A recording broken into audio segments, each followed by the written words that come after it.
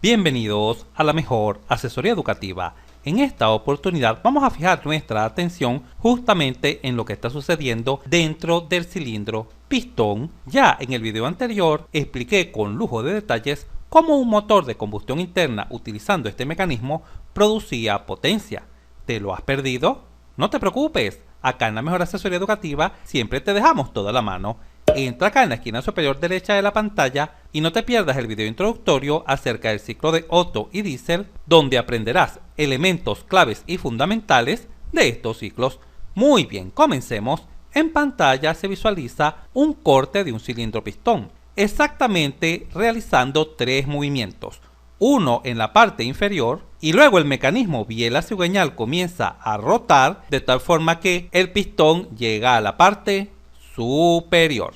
Este mecanismo a la hora de realizar los ejercicios los vamos a simplificar de esta manera. Obsérvese acá. De esta forma cuando el cilindro se encuentre en la parte más baja y de esta otra forma para cuando el cilindro se encuentre en la parte más alta. Muy bien, recuerda que el objetivo fundamental de este mecanismo es transformar el movimiento alternativo de vaivén del pistón hacia arriba y hacia abajo en movimiento rotacional, de tal forma que cuando el cigüeñal rote le entregue potencia a nuestro vehículo.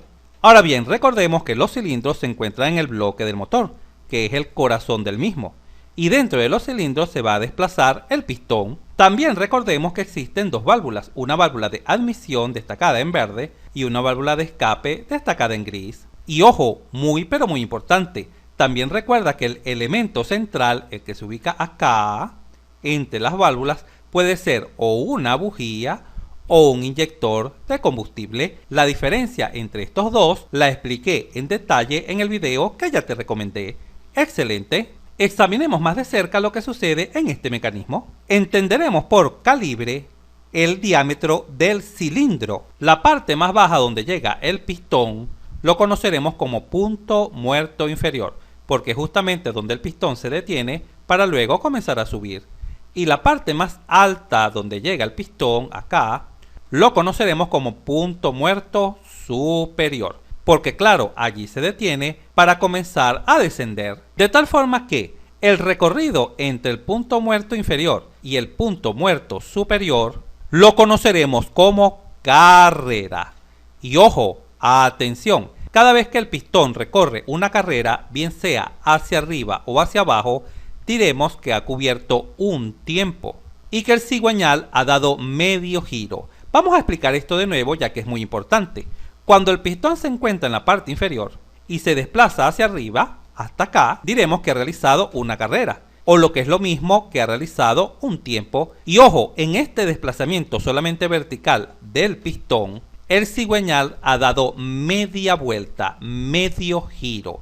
Así, cuando el pistón regresa desde la parte superior hasta la parte inferior del cilindro, al realizar esta carrera, el cigüeñal habrá dado otro medio giro. En otras palabras, cuando el cigüeñal gira media vuelta, el pistón sube. Y cuando el cigüeñal gira otra media vuelta, el pistón baja. De tal forma que una vuelta completa del cigüeñal implica una subida y una bajada del pistón. Excelente. Ahora fijemos nuestra atención en el volumen de sustancia que se encuentra dentro del cilindro. Acá, cuando el pistón se encuentra en el punto muerto inferior, es decir, acá, y cuando se encuentra en el punto muerto superior, es decir, acá. Observa, cuando el pistón se encuentra en el punto muerto inferior, es donde obtenemos el volumen máximo posible. Obsérvalo acá. Esta zona destacada en morado representa el volumen máximo posible, repito, ojo, cuando el pistón se encuentra en el punto muerto inferior. ¿Pero qué volumen se tiene cuando el pistón se encuentra en el punto muerto superior?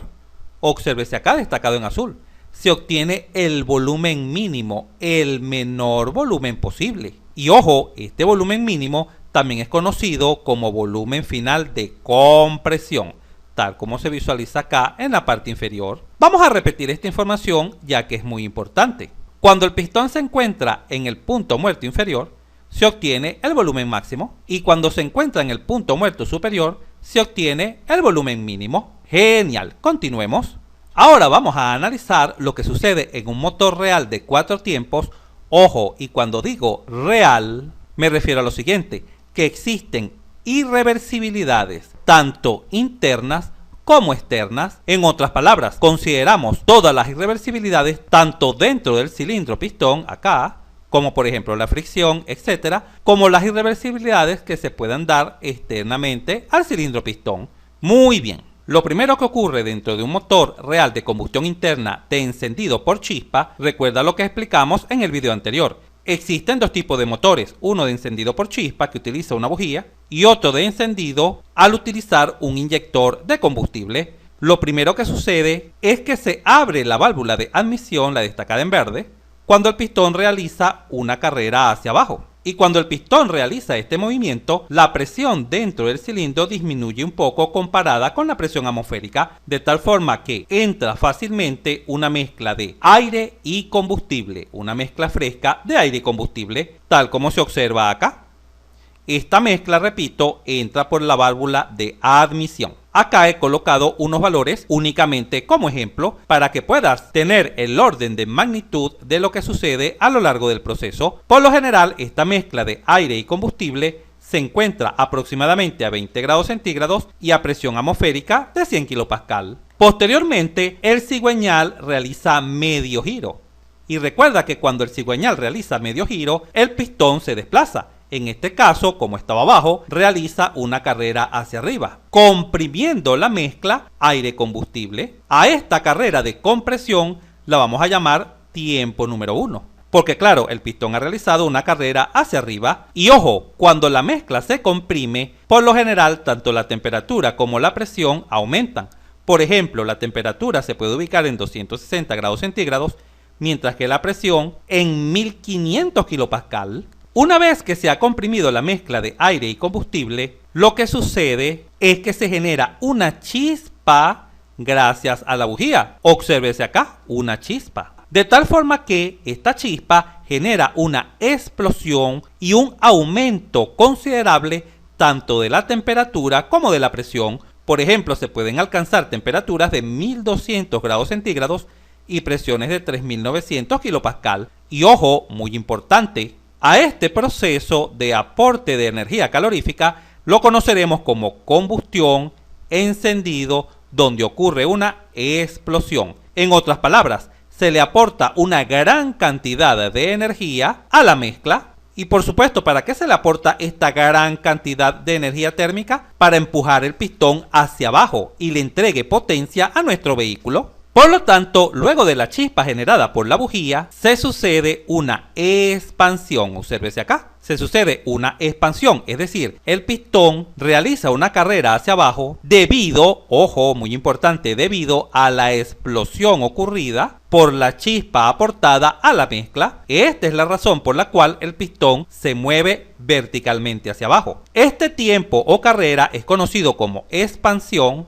o tiempo de potencia, porque es justamente donde el motor le entrega potencia al vehículo. Y durante este proceso de expansión, la temperatura tiende a descender, así como la presión. Y ojo, no pierdas de vista que como el pistón se ha movido desde esta posición, desde el punto muerto superior al punto muerto inferior, ha realizado una carrera verticalmente hacia abajo, el cigüeñal ha realizado otro medio giro. Muy bien, continuemos. Posteriormente, el cigüeñal realiza otro medio giro, de tal forma que nuestro pistón realiza una carrera hacia arriba. Pero ¿para qué realiza esta carrera? Para que salga la mezcla quemada, los humos que están acá. Observa cómo se apertura la válvula de escape, la destacada en rojo, se apertura para que salgan los gases quemados. Y finalmente, el cigüeñal realiza otro medio giro para que el pistón realice una carrera hacia abajo y pueda entrar una mezcla fresca de aire y combustible, repitiéndose así el ciclo.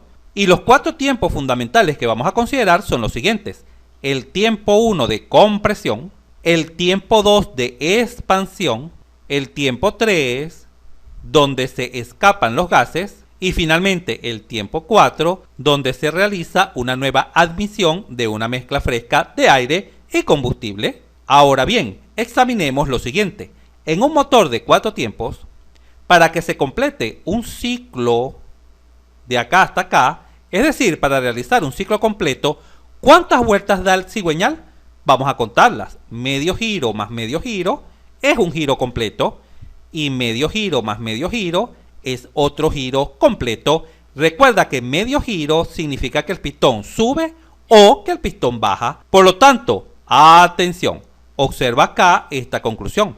Por cada 2 vueltas del cigüeñal se tiene un ciclo completo, ojo, en un motor de 4 tiempos. En los motores de 2 tiempos, una vuelta del cigüeñal equivale a un ciclo, ¿sí? En un motor de 2 tiempos, una vuelta del cigüeñal equivale a un ciclo, pero en los motores de 4 tiempos, 2 vueltas del cigüeñal equivalen a un ciclo.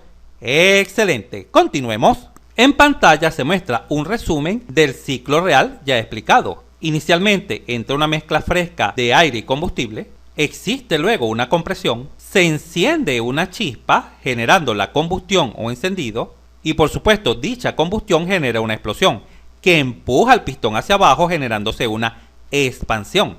Luego el pistón se desplaza de nuevo verticalmente hacia arriba para expulsar la mezcla quemada o los humos. Y finalmente, para completar el ciclo, el pistón se desplaza hacia abajo, permitiendo la entrada de una nueva mezcla fresca de aire y combustible. Al examinar más de cerca este ciclo, podemos visualizar que la sustancia no sigue un ciclo termodinámico, es decir, la sustancia que entró acá inicialmente, luego es expulsada al ambiente, obsérvese acá, en el tiempo número 3, en el escape, se expulsa. Por lo tanto, la sustancia no cumple un ciclo termodinámico. Recuerda que para que una sustancia cumpla un ciclo termodinámico, la misma masa de sustancia debe regresar a sus condiciones iniciales.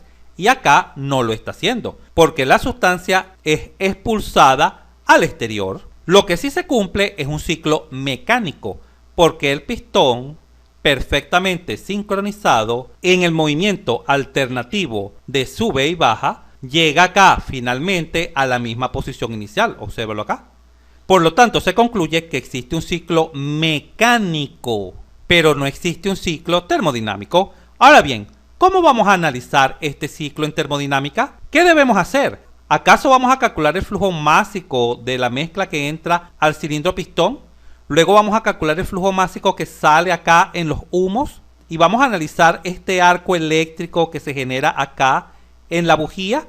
No, realizarlo de esta manera sería pero muy complejo. Entonces, ¿qué debemos hacer? Debemos hacer esto, obsérvalo acá. Debemos idealizar nuestro motor de 4 tiempos y este ciclo que a continuación voy a explicar se llama ciclo de Otto, este que se visualiza en la parte inferior de la pantalla. Primero que nada, observa lo siguiente, el motor real es sustituido por un motor ideal, esto fue lo que hizo Otto. Pero, ¿cuál es la diferencia entre real e ideal?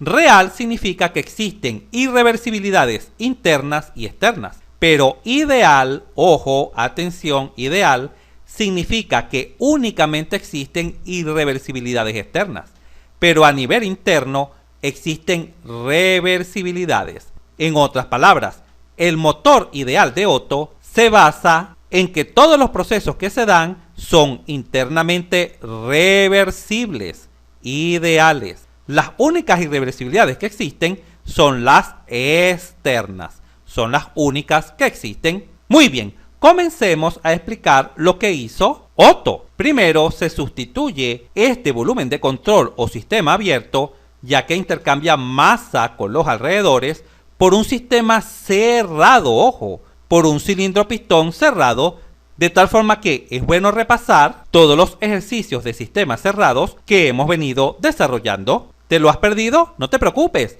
Acá en la esquina superior derecha de la pantalla te dejo el primero de ellos.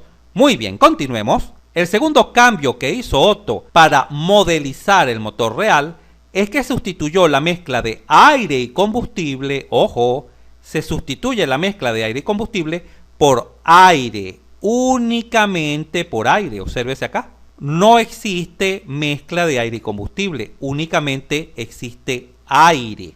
Ahora bien, vamos a ir cotejando cada uno de los procesos. El primer proceso acá de admisión, este primer proceso, lo vamos a modelizar de esta manera, un sistema cerrado, un sistema cilindro-pistón, donde el aire tendrá cierto estado inicial, que, ojo, por lo general, dicho estado inicial será la temperatura ambiente, y la presión ambiente. Luego la compresión, obsérvese acá, la compresión que ya se explicó, será sustituida, ojo, por una compresión isoentrópica. Por una compresión isoentrópica. Pero ¿por qué isoentrópica? Recuerda lo que significa isoentrópico. Isoentrópico significa que el proceso cumple dos requisitos, que es adiabático y que también es reversible. Ya sabemos que es reversible, porque justamente este es un motor ideal, obsérvalo acá. Ya sabemos que todos los procesos son internamente reversibles. Y además, si consideramos que durante la compresión no existe transferencia de calor con los alrededores, es decir, la compresión es adiabática, se justifica perfectamente que esta compresión sea isoentrópica.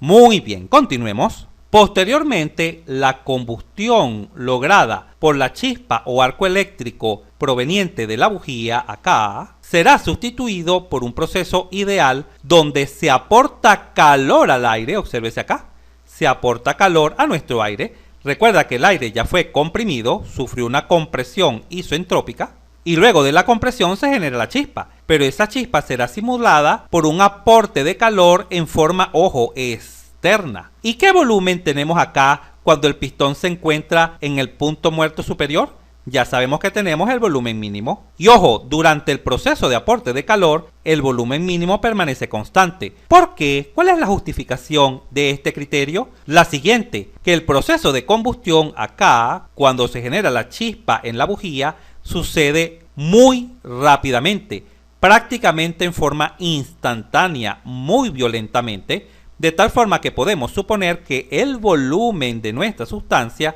en este caso el aire, acá en el ciclo de Otto, el volumen permanece constante. Por lo tanto, ojo, el siguiente proceso después de la compresión isoentrópica en un ciclo de Otto será la adición de calor isocórica. Recuerda que isocórico significa a volumen constante. A veces en termodinámica, también para señalar que un proceso es a volumen constante, se utiliza la palabra isométrico. Isocórico o isométrico significa a volumen constante. Excelente, avancemos. Posteriormente, el proceso de expansión, ojo, recuerda que esta expansión se da gracias justamente a la explosión, es sustituida por un proceso de expansión, ojo, isoentrópica. Es decir, después de que se aportó calor a nuestra sustancia, al aire, este sufre una expansión isoentrópica. Y recuerda que en este momento es donde el pistón le entrega potencia al vehículo. Y también recuerda lo que ya te comenté. Isoentrópico significa que este proceso se da en ausencia de transferencia de calor, es decir, es adiabático y también es reversible, tal como ya lo sabemos. Y cuando se cumplen estos dos requisitos, que un proceso sea reversible y también adiabático, se dice que el proceso es isoentrópico, es decir, a entropía constante. Este proceso no lo vamos a considerar el proceso de escape porque el motor ideal de Otto se basa en un sistema cerrado y ya sabemos que los sistemas cerrados no intercambian masa con los alrededores, ¿correcto? Claro que no. Pero lo que sí sabemos es que en un motor real, después de que los gases escapan al exterior, estos se enfrían y se sucede una nueva admisión de una mezcla fresca de aire combustible. ¿Cómo vamos a modelar estos últimos dos procesos? Así, obsérvese acá. Acá se visualiza. Nuestra sustancia cumplirá un ciclo termodinámico porque el aire en el último proceso recuperará las condiciones iniciales, la temperatura y presión ambiente. De tal forma que, repito, ya que es muy importante, en un motor real solo se cumple un ciclo mecánico, no un ciclo termodinámico, porque la sustancia escapa al exterior. Pero en el ciclo ideal de Otto, ojo, en el ciclo ideal de Otto, además de cumplirse, por supuesto, un ciclo mecánico, también se cumple un ciclo termodinámico, porque nuestra sustancia de trabajo, que es el aire, regresa a las condiciones iniciales, pero como sabemos que el aire debe enfriarse, lo vamos a simular como un rechazo de calor a los alrededores. Y ojo, este rechazo de calor lo vamos a considerar a volumen constante. Será un rechazo de calor isocórico o isométrico. ¿Pero a cuál volumen? Recordemos que cuando el pistón se encuentra en el punto muerto inferior, se logra el volumen máximo posible, ¿correcto? Por lo tanto, cuando el aire pierde calor, lo hará a volumen máximo constante. En resumen, el motor real, lo que sucede en la vida real, es sustituido por un motor ideal de Otto. Y ojo, a este ciclo, al de Otto, el que se encuentra acá en la parte inferior, es el que vamos a analizar, es al que le vamos a dibujar el diagrama presión-volumen, temperatura, entropía y las fórmulas que vamos a estar analizando. A este ciclo real, al de arriba, no le estaremos realizando ningún tipo de gráficos ni ningún tipo de cálculos, porque tal como ya te mencioné, sería bastante complejo hacerlo. Finalicemos este video aportando una información muy pero muy importante. Observa, ya sabemos que en un motor real se consideran irreversibilidades tanto internas como externas, ¿correcto? Y en este caso, calcular la eficiencia térmica del motor es bastante complejo, porque habría que considerar muchas variables en comportamiento real, no solamente temperatura, presión, volumen, también los flujos másicos de mezcla y humos posterior a la combustión que entran y salen de nuestro sistema. Por lo tanto, no es viable analizar un motor real de esta manera, porque el modelo matemático sería muy, pero muy complejo. Entonces, ¿cómo lo vamos a estudiar? ¿Cómo lo vamos a trabajar? Con el modelo de Otto. Observe acá, este segundo modelo es el modelo de Otto, o el famoso ciclo de Otto, el cual trabaja, tal como ya te mencioné, en un ciclo ideal. ¿Y qué significa ideal? Que todos los procesos son internamente reversibles. Pero ojo, se mantienen irreversibilidades externas. Esto sí se mantiene. Y la eficiencia térmica la calcularemos tal como lo hemos venido realizando en un ciclo de potencia, simplemente dividiendo la potencia neta del ciclo sobre el calor que entra al ciclo. Y por supuesto, tanto la potencia neta como el calor que entra depende de la sustancia, que por lo general es el aire, aunque se pueden modelar ciclos Otto con otro tipo de gases. Y finalmente tenemos el motor perfecto. Y en este momento dirás, pero ¿cómo así un motor perfecto? Es una idealización al 100%. En la vida real no existe un motor perfecto. De hecho, en la vida real se dice que nada es perfecto. Ahora bien, ¿pero en qué consiste un motor perfecto? Un motor perfecto es aquel donde todos los procesos son reversibles. Ojo, reversibles tanto interna como externamente. ¿Y cómo llamamos a este ciclo perfecto donde todos los procesos son reversibles, los internos y los externos? Lo conocemos como el ciclo de Carnot. ¿Y por qué este ciclo de Carnot es importante? Porque nos coloca un límite máximo a alcanzar para mejorar los motores. Y ojo, este esquema de un proceso totalmente real, irreversibilidades internas y externas, de un proceso ideal como este, donde los procesos internos son reversibles, y un proceso perfecto como este, donde los procesos tanto interna como externamente son reversibles, siempre se aplican a todos los ciclos de potencia, a los ciclos Rankine, a los ciclos Brayton, al ciclo Diesel, al ciclo Otto, etc. Siempre. Genial. Recordemos que la eficiencia térmica de Carnot o de un motor perfecto se calcula de esta manera, como 1 menos la temperatura más baja posible sobre la temperatura más alta posible. Ya verás más adelante que por lo general la temperatura más baja es la temperatura ambiente, la temperatura del aire en el estado inicial, y la temperatura más alta por lo general la vamos a denotar como T-3, que es la temperatura obtenida después del aporte de calor. Recuerda que cuando se enciende la chispa, se aporta calor, tanto la temperatura como la presión se elevan al máximo. También recuerda que un ciclo de Carnot no considera la sustancia de trabajo, no importa la sustancia de trabajo, lo único que importa es la temperatura más alta y baja posible obtenida en el ciclo.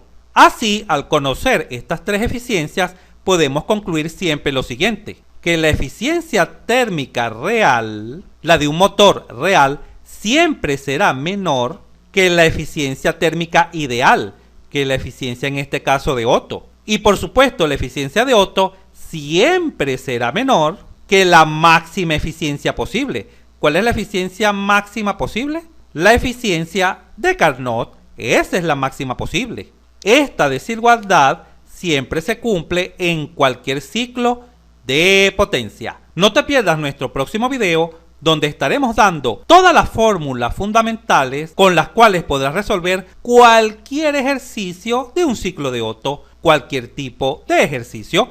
No te lo pierdas. Si este video te fue útil, suscríbete a nuestro canal, así nos ayudas a crecer. Si te gustó, dale un like, y si conoces a alguien, algún compañero, amigo o familiar que le pueda servir esta información, por favor compártela y continúa aprendiendo de forma rápida y fácil sobre este tema mirando este video para que veas cómo entenderás mucho más este punto